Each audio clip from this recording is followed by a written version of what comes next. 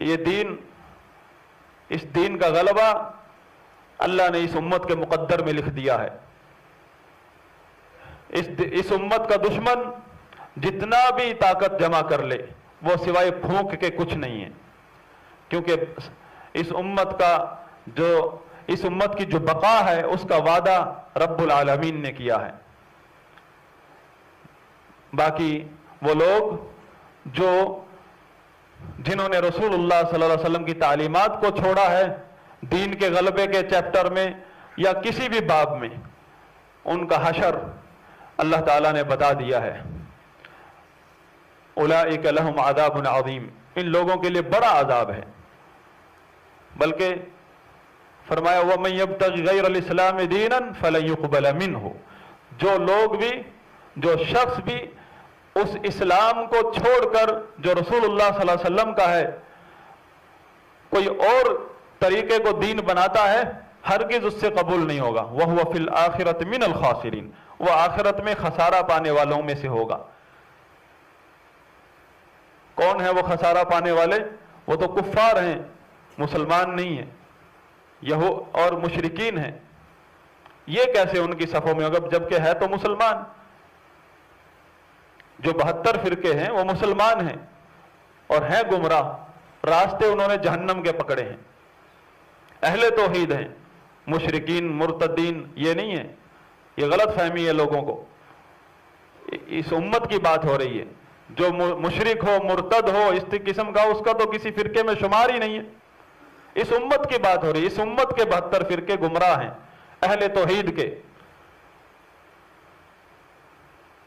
فرمایا یوم تبیض وجوہ وتسود وجوہ، یہ جتنے بھی لوگ تفرقے کا شکار ہوئے ہیں، جنہوں نے بھی رسول اللہ صلی اللہ علیہ وسلم کا راستہ چھوڑا ہے، مسلک بنا لیا ہے دوسرے راستے کو، ان کا انجام کیا ہے؟ ان کے لیے بڑا عذاب ہے۔ اس دن، جس دن کچھ چہرے سیاہ ہوں گے کچھ چہرے سفید ہوں گے۔ سیدنا ابن عباس رضی اللہ عنہما فرماتے ہیں تبیض وجوہ اہل سنت والجماعہ، جن لوگوں کے چہرے سفید ہوں گے وہ لوگ وہ ہیں جو اہل سنت والجماعہ ہیں۔ یہ کسی تنظیم کی بات نہیں ہے، یہ ایک عقیدہ اور مسلک بیان ہو رہا ہے کہ وہ لوگ جو رسول اللہ صلی اللہ علیہ وسلم اور صحابہ کے طریقے پر ہے۔ السنہ مطلب رسول اللہ صلی اللہ علیہ وسلم اور صحابہ کا مسلک، اہل جو بھی اس پر آ جائے، جو بھی اس مسلک کو پکڑ لے، کسی کے لیے پابندی نہیں ہے، کوئی بھی آج توبہ کر لے، یہودی مسلمان ہو کر آ جائے یا جو بدعتی تھا وہ آج توبہ کر کے اس پر آ جائے، والجماعہ کسی بھی فرقے سے نہیں ہو، رسول اللہ صلی اللہ علیہ وسلم کے مسلک سے تعلق رکھے۔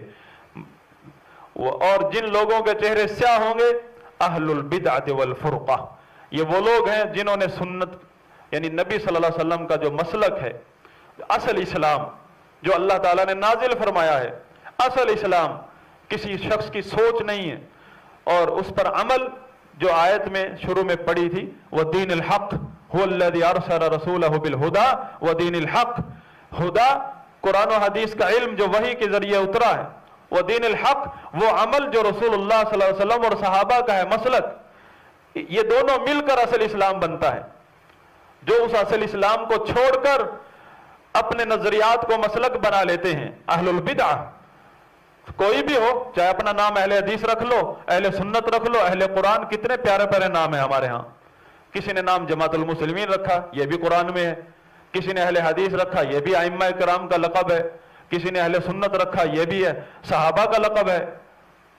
یہ لقب تو کام نہیں آئیں گے۔ اہل البدعۃ والفرقہ، راستہ آپ نے کون سا اپنایا ہے؟ کوئٹہ کو جانے والا روڈ، اور گاڑی کے اوپر بورڈ لگا اسلام آباد۔ اسلام آباد پہنچے گی اس طرح گاڑی؟ آپ نے لگا دیا چاہے باہر سامنے بورڈ۔ وہ لوگ جو نبی صلی اللہ علیہ وسلم کا طریقہ، نبی صلی اللہ علیہ وسلم والا اسلام چھوڑ کر کسی اور کی تعلیمات کو اپنا مسلک بنا لیتے ہیں، اس کو اسلام سمجھتے ہیں اور تفرقے کا شکار ہیں، ان لوگوں کے چہرے سیاہ ہوں گے، ناکام ہوں گے، رسوا ہوں گے۔ قطعاً یہ شہداء نہیں ہیں، قطعاً یہ دین کے مجاہد نہیں ہیں، قطعاً یہ امت اسلامیہ کے محسن نہیں ہیں، چاہے انہوں نے کتنے، ان لوگوں کی قربانیاں سب اپنی جماعتوں کے لیے ہیں، ان لوگوں کی قربانیاں، محنتیں، علم حاصل کرنا، قرآن کی تلاوتیں کرنا، نمازیں پڑھنا، سب اپنے فرقے کے لیے ہیں۔ یہ سیٹ پر جانا چاہتے ہیں، کرسی ان کا قبلہ ہے، اس کرسی پر جا کر بھی اپنے فرقے کی خدمت کرنا چاہتے ہیں، جبکہ اہل سنت کا مسلک یہ ہے کہ اس کرسی سے امت کی خدمت ہوگی۔ یہ کرسی امت کی ہے، کسی فرقے کی نہیں ہے، کسی جماعت کی نہیں ہے، نہ سیاسی پارٹی کی، نہ کسی دینی پارٹی کی۔ یہ کرسی امت کی ہے جو اسلام آباد میں پڑی ہے، یہ کسی فرقے کی، کسی جماعت کی نہیں ہے۔ اس پر جو بیٹھے گا وہ سو پوری امت کا سربراہ ہے، پورے ملک کا سربراہ ہے، کسی جماعت کا نہیں، کسی قوم کا، خاص قبیلے کا نہیں۔ اگر ایسا کوئی نظریہ رکھتا ہے تو یہ نظریہ گمراہی ہے۔ اللہ سے دعا ہے کہ اللہ تعالی ہمیں رسول اللہ صلی اللہ علیہ وسلم کا مسلک سمجھا دے، ہمارا سینہ کھول دے، کیونکہ جس بندے کے ساتھ اللہ تعالی بھلائی کا ارادہ کرتا ہے، من یرید اللہ بہ خیرا یفقہہ فی الدین، دین کی سمجھ عطا فرماتا ہے، یشرح صدرہ للاسلام، اسلام کے لیے سینہ کھول دیتا ہے۔ تو جو ہم بدعتی دینداری ہے، اس سے اللہ کی پناہ چاہتے ہیں، اللہ کی مدد چاہتے ہیں کہ اللہ تعالی ہمارے سینے کو کھولے اور اس اسلام کی سمجھ عطا فرمائے جو رسول اللہ صلی اللہ علیہ وسلم اور صحابہ کا ہے، جس کی وجہ سے پوری امت کا غلبہ ہے۔ اللہم اعز الاسلام والمسلمین واذل الشرک والمشرکین ودمر اعداءک اعداء الدین۔ اللہم اغفر للمؤمنین والمؤمنات والمسلمین والمسلمات الاحیاء منہم والاموات۔ اللہم انصرہم علی اعدائک واعدائہم، اللہم انصرہم علی اعدائک واعدائہم۔